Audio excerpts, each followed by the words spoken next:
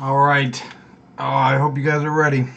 For some reason, it wasn't connecting. I had to reset everything, so should be good to go. Here, I'm gonna wait till we got a few people in here.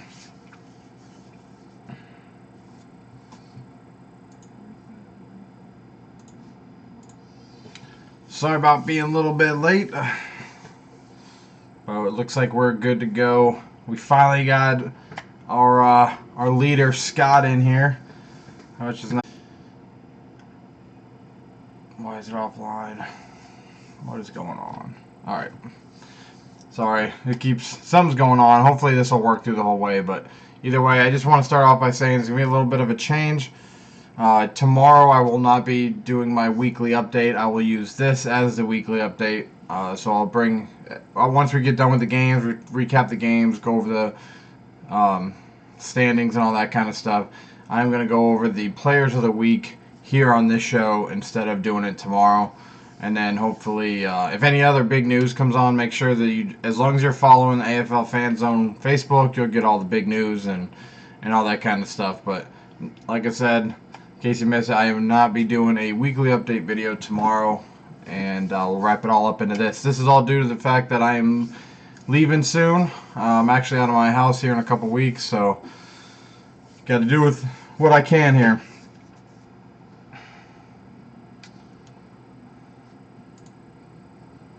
Alright, so with that being said, let's get right into the week.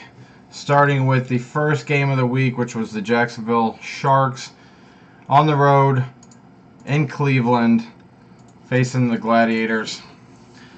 This game was not exactly how I expected it to be. I thought Jacksonville was going to come out and actually show up after their tough game against Tampa. I thought they'd have a rough practice week and get it all straightened out, and it'd be that point of the season just like last year where they figured it all out, and then they were going to go into Cleveland, and I don't know, I'm not going to say they were going to blow them out, but I really thought that they would actually show up. And only putting 40 points up on Cleveland and allowing Cleveland to come back there at the end is just, I don't know what's going on with Jacksonville. With all that talent on offense, it's just, I don't understand why they're struggling so much. And the fact that Tampa was only able to put up 17 against Philly kind of makes you wonder, how did they struggle against Tampa?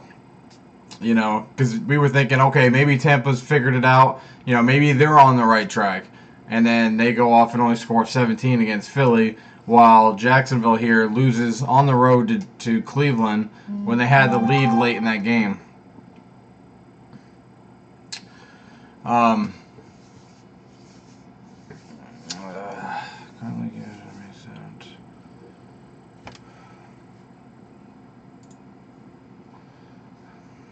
I don't know what's going on here with the stream. Yeah, let me just try to see if I could do something real quick. Hopefully it won't be buffering for you guys.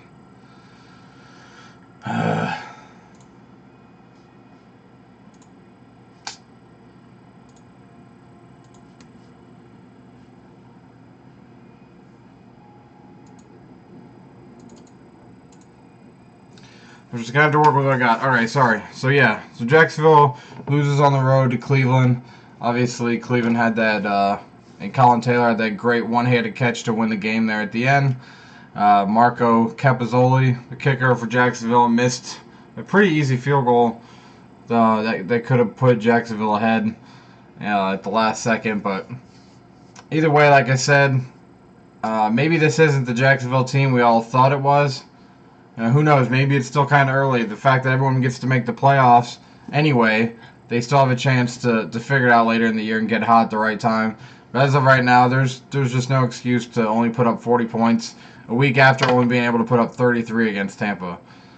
Something's going on with Jacksonville. Good thing that they have a bye week this week, because they're really going to need it. They're going to need to do some kind of soul searching, maybe a players-only meeting, something like that. How do you allow Cleveland 20 unanswered? This is why slow drives, lack big plays, lack of defensive line pressure allowed Cleveland to make it ugly. That is absolutely true. Jacksonville, I mean, basically anything that they could have screwed up to allow Cleveland in that game happened. But you also got to give that to Cleveland and say, hey, they were able to take those mistakes and what Jacksonville was doing and use it to their advantage. You know, how many times do we see a game where a team should have lost? I mean, look at last week, Jacksonville at Tampa. Jacksonville gave Tampa every chance in the world to win that game, but Tampa just couldn't pull it off because they obviously don't have a quarterback, and that offense is putrid. But Cleveland is just good enough to be able to take advantage of those mistakes, take advantage of turnovers, you know, stuff like that. So either way, that much talent, there was no excuse to only put up 40 points. I mean, that's unbelievable to me. But like I said, Jacksonville's on a bye this week, so they're definitely going to need that. And then Cleveland gets rewarded by getting to play that Portland team that supposedly is in the AFL but is yet to be seen. Moving on to the AFL Fan Zone Game of the Week this week, which was of course, the Arizona Rattlers heading over to Orlando to face the Predators. That game was pretty much everything that everyone had hyped it up to be, what we hoped it would be. I know there was a few people that thought Arizona was just going to go over there, you know, after all that hype that Orlando has a chance in this and that Arizona was going to go over there and stomp the floor with them. But if you watch my preview video, my reasoning for picking Orlando and what I said in my bottom line was that the team with the better quarterback play that day, not the better quarterback, but the more effective quarterback was going to win that game. And look what happened. Whatever it was, Nick Davila didn't look like himself. He was throwing over guys. Ball placement wasn't very good. I know Orlando had that one pick in the end zone was amazing, but still, that placement, it was late. He had the guy wide open. I think it was Windsor. Had him wide open. He still threw it late. Randy Hibbert, man. I mean, that definitely, it's got to be his best game, just based on the circumstances. But he threw nine touchdowns. Now, obviously, you got to kind of put that with an asterisk because once Kenny Spencer went down in the third quarter,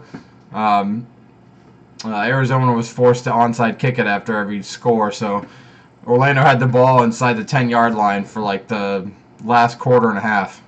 So obviously that's going to help the numbers a little bit. But either way, Hibbert played exactly how we needed to play to knock off the champs. And to see Shane Boyd in that game and it not be Arizona blowout, I mean, I'm not one of those arena historians to be able to tell you when the last time that happened, but it had to have been a while that Arizona was down by so much that the backup had to come in the fourth quarter.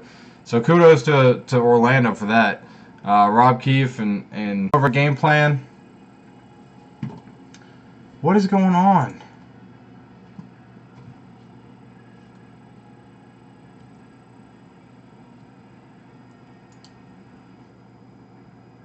Why did it stop?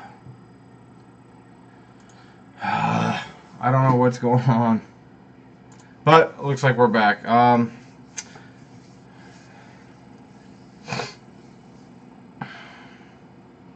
Oh yeah, dude. Yeah, Randy Hibbert, man. Incredible. I mean, 9 touchdowns. I think he had 73% completion rate.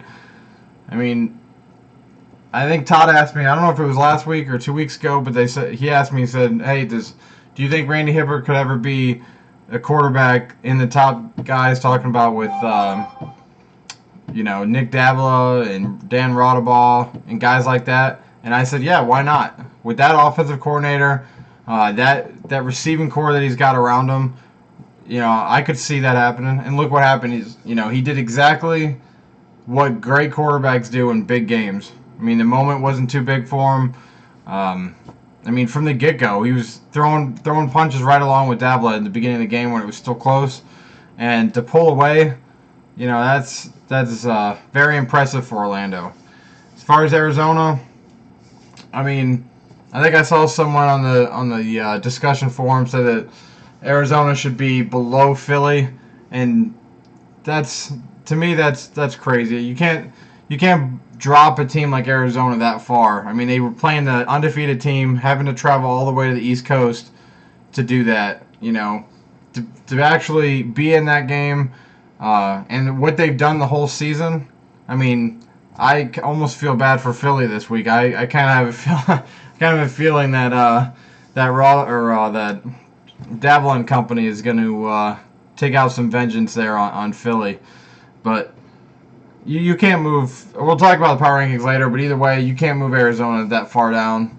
That was one game. I mean, they still blowing teams out every week. Other than this, they struggled against Jacksonville, but maybe just this year, traveling to Florida is is an issue. But other than 2 Florida games, Arizona's blowing everybody else out. So I think that was just everything that had to go right for Orlando went right. The team played well. Coach and staff had those guys ready to go. Called the right plays. Execution was great, and sometimes you just got to give it up to Orlando. It wasn't that Arizona sucked or that they didn't come to play. Orlando, just everything fell for them. Hibbert played amazing. Tompkins, of course, is amazing as he always is. Greg Carr played well. That defense played amazing. That interception that Richardson had there in the second quarter, had Colin Taylor not had that one-hander for the game winner, I think that would have been the Cutter's catch of the week. I really think, right when I saw it, I'm like, that's going to be the catch of the week, until I saw Colin Taylor's, of course, game winner. But the way he was able to make up time on that play, I mean, he was beat on the route. Davila, like I said, just threw it a little bit late. But to be able to, as small as he is, to be able to get in there and steal that ball away from, I'm pretty sure it was Windsor, was pretty impressive. So you got to give it. Sometimes you just got to give it up to the other team, and Orlando did exactly what was needed to be done to win that game. Yeah, 9 touchdowns and 8 incompletions. I mean, when you have more touchdowns than incompletions, and you should win. At least 90% of the time, they got it done.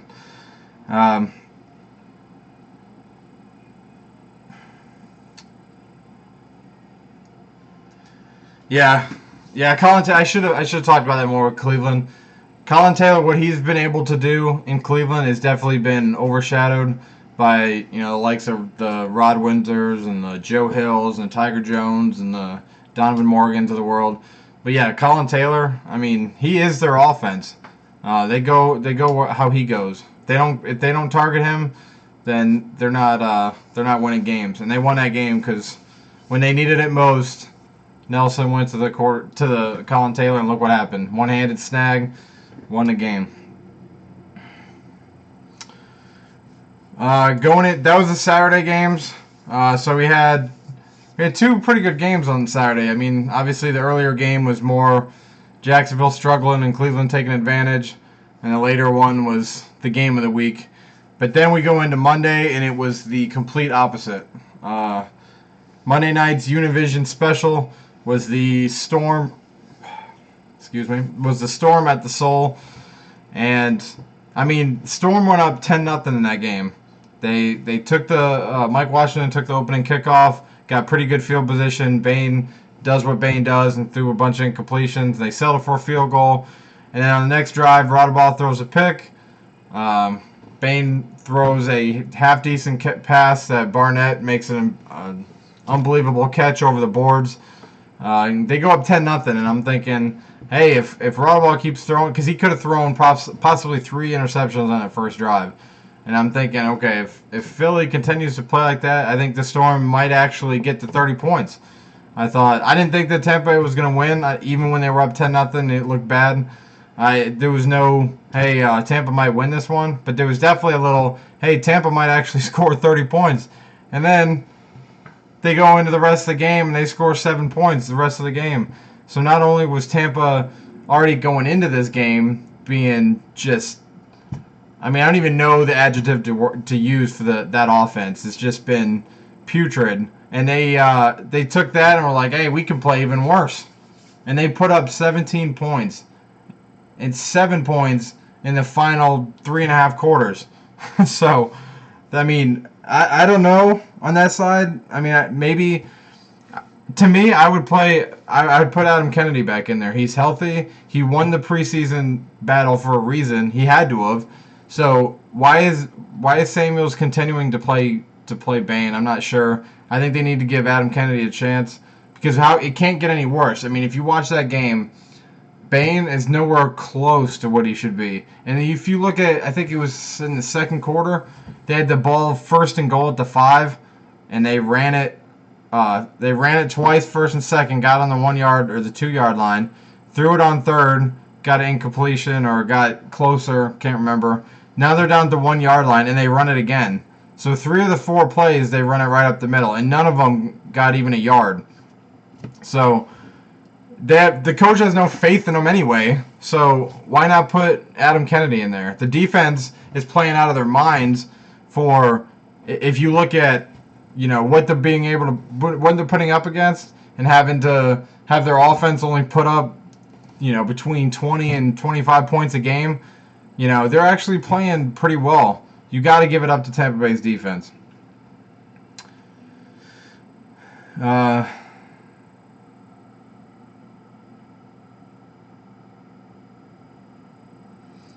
Yeah, I mean, Kennedy isn't very good, but when your two options are Adam Kennedy and Jonathan Bain, I mean, you don't have any options anyway. Is it really going to hurt to go back to Adam Kennedy? I mean, like I said, he won the preseason battle. He had to for a reason. Put him back in there. Let him take the shots until Boltus comes back. We already know that Boltus is coming back at some point as soon as he's done coaching or teaching, whatever he's doing in Florida. Either way, he's coming back, so it's not saying, hey, let's switch quarterbacks for the rest of the year. You're just trying to – you need a spark. And how many times have you seen it where even if it's an established starter, you put the other guy in, there's got to be something. You got to put a guy in there that can at least score 30 points. This is the Arena Football League. 50 yards, and the rules are set up for the offense, and in this game you couldn't even put 20 on the board. I mean, what else is there to say about Tampa at this point? But I just think they need to put Adam Kennedy in the game and just roll with him until the end. And we've already seen Bain. How much more do you have to see from him to realize, hey, I think he was a pretty good, what was he in the PIFL with Richmond or something like that? And, I think he won a championship or was in a championship, so that's probably why he's in the AFL right now. But right now he can't cut it, and I don't think game time is really helping him because he looks like he's getting worse. Because that first game when he came in, I think it was the Cleveland game, he didn't look too bad. It's Jonathan Baines. The point of reference here is a little off, but he didn't look half bad. But I mean, man, against Philly, I mean, you have a 10-point lead and you only put up 7, and just the way he played, I mean, it wasn't even close. He's airmailing guys, throwing behind guys, all that kind of stuff. And they don't have many receiving options. I mean, you got T. Tolliver, which is what he is, but he's an older receiver. Barnett's a good jump ball guy. You got Mike Washington, which they don't use near enough. I think they said during the broadcast he's just like SK there in Philly, but they don't use him the same way. I'm trying to pull up what his numbers were real quick. Because there's really no other storyline really to talk about with Tampa other than Jonathan Bain. He went 13 of 34, 2 touchdowns, 2 picks. I mean, Rodball went 24 of 37, 4 touchdowns and a pick, and his game wasn't great either, but even that looks like world beater compared to Bain. But as far as the other side, Philly, it's hard to really put a finger on Philly. I mean, one game they're doing everything they need to do, and they're blowing a team out. They went over to LA. That game was over by halftime, and then they come in this game and start off so slow. They play against a better team, and they start off that slow, they're going to struggle. So luckily they were playing Tampa, but I don't know what's going on with Rodball. I mean, he's not playing as well as I thought he would. I think I heard someone earlier in the season mention he has one of these kind of seasons every once in a while, that maybe this is just one of those seasons. But I think Philly has enough talent on both sides of the ball, especially on defense. That defensive backfield is ridiculous. So I think they have enough talent to make it to the Arena Bowl, but they have to be able to play more consistent. They're just not very consistent. Um, Other than Darius Reynolds, Reynolds is a man-child out there. I'm not really sure why he's in the AFL. You look at all the other receivers, you know, they have one skill set or they're dominant, but you have one issue or another. But Reynolds got the size, speed, catching ability. I mean, the guy's insane, and I think he's gonna, if he stays in the Arena League, he's gonna break a ton of records, I think.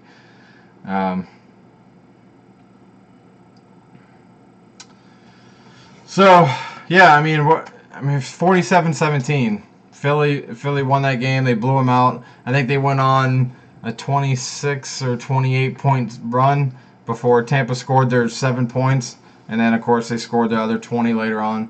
But really, about Philly is they need to get back into practice this week and really work on being more consistent, not starting off slow like that, because they got Arizona this week at home, and Arizona coming off of a loss like they have against Orlando, they're not going to be able to play like that and expect to win. So that's definitely going to be the AFL Fan Zone game of the week, Philly and Arizona.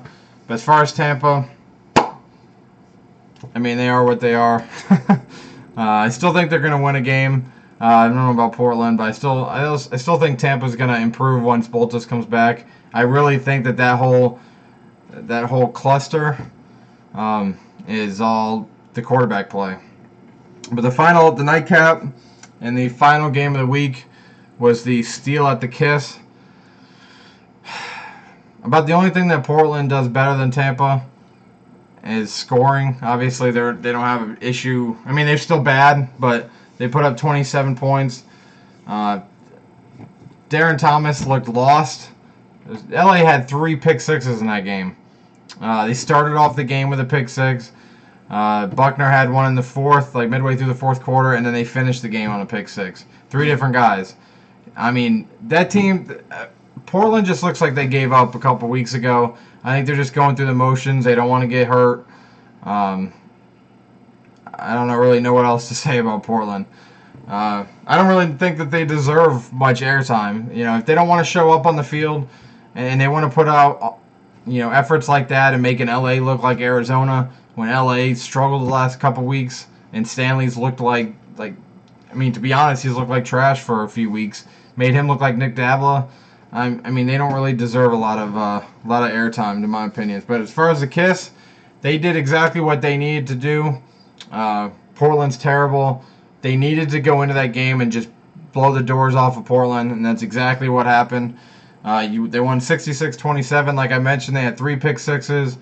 Captain Morgan had 4 touchdowns. Nathan Stanley, I think, had 7 touchdowns and only 1 pick. They were able to go up and down the field. Their defense was actually a lot better than I thought. I was kind of on the fence about how that defense was going to play. Darren Thomas, before he got hurt last year, was actually playing pretty well. So I was kind of nervous that he'd come in that game, into last night's game, and maybe do a few things. But then as soon as the game started, I remembered it was Portland, and he looked just as bad as all the other quarterbacks that they've thrown out there this year. So I think the only thing that the Kiss struggled with last night was their kicking game. I think he missed a couple extra points. They let up a kick return for a touchdown. The kicker Gosling was short on a bunch of kicks, but basically, if that's the critique on a team is their kick game, then you know that something went very well in that game. So, I mean, but it was kind of a boring game if you're not a Kiss fan. Of course, being a Kiss fan, I thought it was great, but as great as the games were on Saturday, Monday did not live up to the billing, and both games were over by halftime. But next week, Portland has, let's see, I just want to pull this up. I can't remember who Portland plays. I know the Kiss are on a bye week next week. Portland. Oh yeah, Cleveland. I mentioned that before. I know that. Cleveland. So Portland goes to Cleveland, And I think Cleveland finally gets that blowout win that we've been waiting for. They beat Tampa earlier in the season. That was a close game, and then of course the Jacksonville game.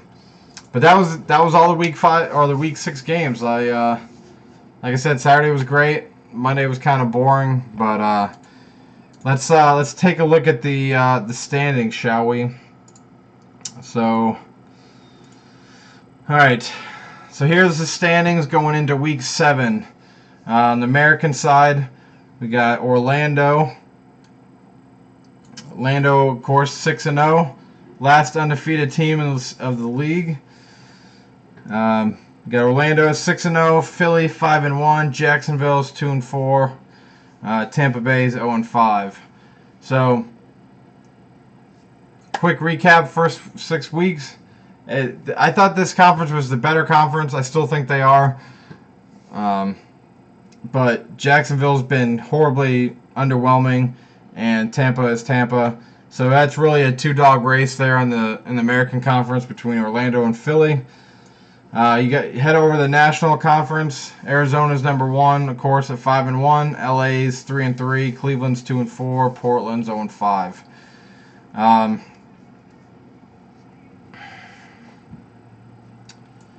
Yeah, I mean there's your standings going into week 7. We got 2 teams on a bye, the Kiss and the Sharks, and we are yeah. Let's see here. There's your standings. So to finish off week 6 before we get the power rankings in, let's take a look at the awards, the weekly awards. Since like I said, if you guys missed at the beginning, I'm gonna wrap up my my weekly updates for a few weeks while I'm in transition, and I'm gonna start putting the players of the week into the Tuesday night quarterback. So let's go into the players of the week for week 6. I hope you guys can see this.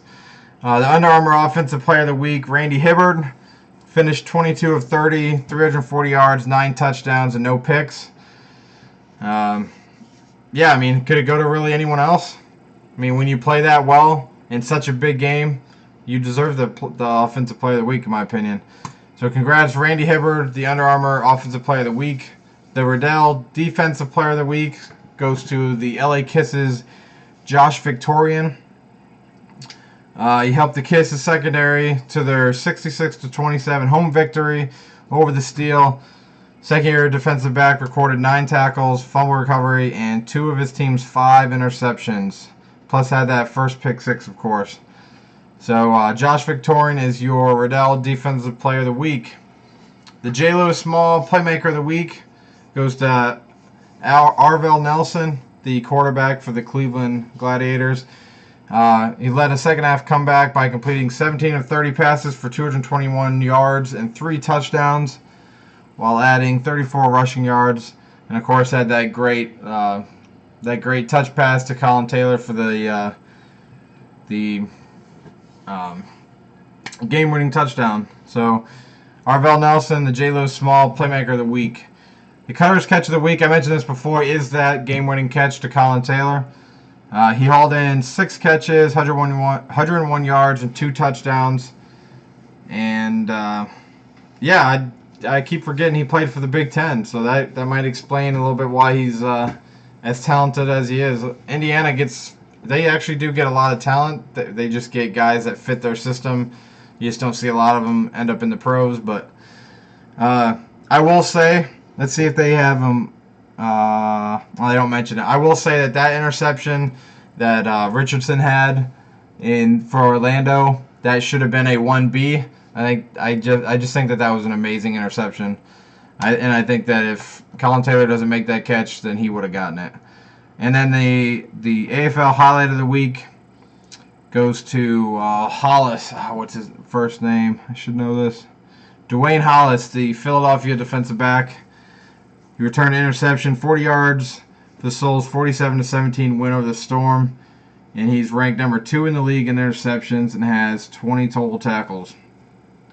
So there you are. That is the Week 6 AFL Players of the Week.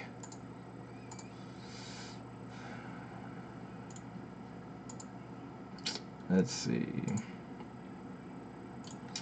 All right, so that wraps up the week 6 standings recap, players of the week. Now let's get into the fun stuff. All right, my power rankings. Actually, let's look at what people are talking about real quick. Fair had Schmidt, Thomas, season Marcus Harris. Stanley was on last night. Then he was challenged. Donovan was superb. Portland Thomas was so awful. Kyle, his throws were all over the place. Yeah, dude. I mean, I don't know.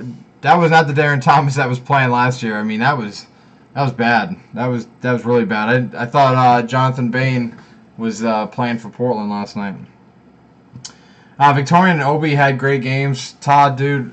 I mean, finally, when the Kiss got Fred Obi, I was ecstatic. I thought that with him and Kaiser, that it was just going to be a ridiculous defensive backfield. But for whatever reason, he's hot and cold, but he definitely had a great game last night. Remember, he was the guy that made the game-sealing interception against Cleveland, too, for LA's second win of the year. Portland needs help. They weren't all that good before. They had the drama they're going through.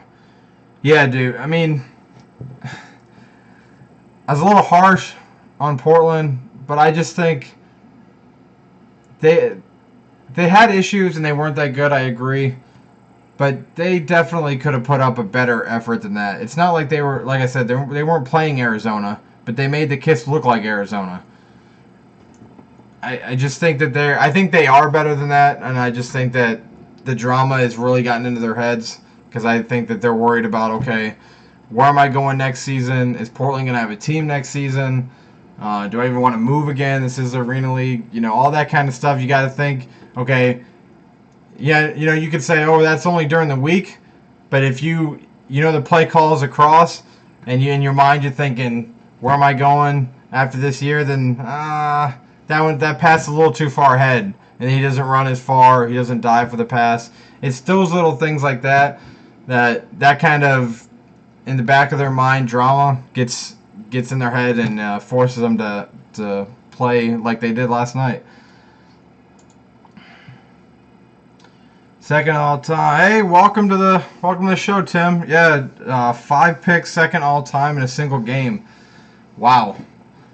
I mean, that looks. I mean, that's a guy that hasn't played since the middle of last year, and then you're getting put on a team that is struggling. So it is what it is. So, all right, let's get into the power rankings. So, I mean, the first two, like I said, you got to put Orlando number 1. They win a tough game at home where a lot of people didn't think that they were either didn't have a chance or we're going to lose a close one. I didn't see a lot of people picking Orlando last week, but Orlando wins. They get number 1. I will be honest, I don't think that they will last at number 1. I still think that they're going to be there at the end, but I do not think that they will be number 1 when the regular season's over. Just putting that out there. But as of right now, as of week 6, going into week 7, there's no other team more worthy than Orlando heading into the next week. And like I mentioned earlier, Arizona only drops to number 2. There's no reason they should drop any farther than that. It's not like Philly went out there and dismantled Tampa. Yes, the score looked like that, but Tampa did have a 10-point lead and were leading going into the second quarter. So Philly is what they are. They're in that upper echelon of teams. But, I mean, look, Arizona went to Orlando and played a pretty damn good game, seeing as the fact that everything that had to go right for Orlando, other than the penalties, went right. That doesn't happen very often for the underdog. That, across the board, pretty much went perfect for Orlando. So Arizona's at number 2. Philly, I got, like I said, at number 3. They did what they needed to do to win the game. They ended up on the scoreboard blowing out Tampa. They still deserve to be number 3. I still think that there's definitely a lot of room for improvement for Philly, but they are the 3rd best team. All right, here's where a little bit of change happened. So Cleveland and LA, again, this week are very close. When LA wins like they did last night and Cleveland just wins a squeaker, you kind of want to, you have the feeling of wanting to put LA higher, but Cleveland did beat Jacksonville. Whether Jacksonville's struggling or not, they still have all the talent, and they still won the game. And the level of heart that Cleveland has showed this year, and the fact that they're on their third quarterback and they beat Jacksonville, I still think that they're just a tad bit higher than LA. And LA beat Portland, so you can't really go and say, hey, LA's back. They're one of the best teams. You know, look what they did to Portland. So they still move up a spot, but they are still just a tad bit under what I have for Cleveland. And then 6, this is where Jacksonville's free fall ends. They were 4 last week. They're now 6. And to be honest, I wish I could put them lower, but with Portland and Tampa the way they're playing, there's no way you could put them lower. But with all that talent that they have, there's no reason that Jacksonville should be 2 and 4. It's just it's unbelievable and hard to really explain. But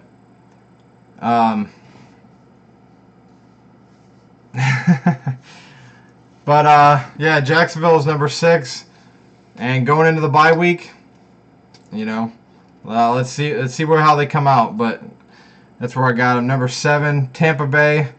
I got the Storm at. I had to keep the Storm at 7, just based on the fact that they are basically 7A and 7B, or 8A and 8B, or whatever. I just keep the way they both didn't really show up.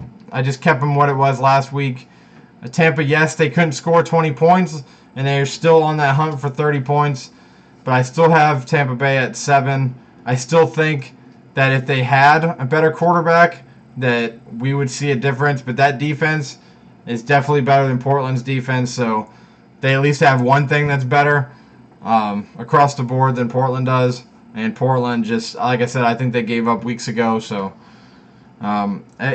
put it this way: if Tampa were to play Portland, if they were to go up to Portland and play, I think Tampa wins that game.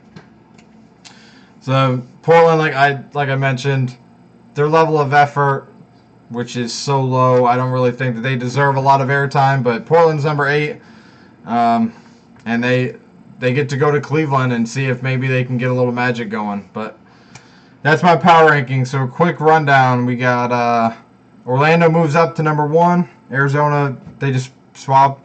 Arizona's number 2. Philly stays at 3. Cleveland moves up to 4. LA moves up to 5. Jacksonville moves down to 6. Tampa stays at 7, and Portland stays at 8. So that's it. I